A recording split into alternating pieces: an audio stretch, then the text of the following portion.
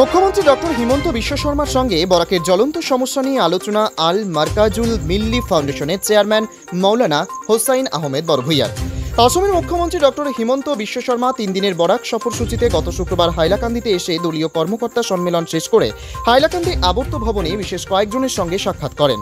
সেই হিসাবে মুখ্যমন্ত্রীর আমন্ত্রণে জেলাশাসকের মাধ্যমে আল মার্কাজুল মিল্লি ফাউন্ডেশনের চেয়ারম্যান তথা বিশিষ্ট ইসলামিক চিন্তাবিদ ও শাহবাদের পীর সাহেব মৌলানা হোসাইন আহমেদ বড়ভূইয়া মুখ্যমন্ত্রী ডক্টর হিমন্ত বিশ্ব শর্মার সঙ্গে দেখা করে বরাকের বিভিন্ন জ্বলন্ত সমস্যা নিয়ে একান্ত আলোচনা করেন। মুখ্যমন্ত্রীর সঙ্গে ওই আলাপচারিতায় বরাকের বিভিন্ন জ্বলন্ত সমস্যার দিক তুলে ধরেন ফাউন্ডেশনের চেয়ারম্যান মৌলানা হোসাইন আহমেদ বড়ভূইয়া। তাই ওই দিন মুখ্যমন্ত্রীর ঠাসা কর্মসূচি থাকায় ফাউন্ডেশনের চেয়ারম্যান মৌলানা হোসাইন আহমেদকে দিশপুরে মুখ্যমন্ত্রী কার্যালয়ে যাওয়ার জন্য অনুমতি দেন। সেখানে বিস্তারিত আলোচনা হবে।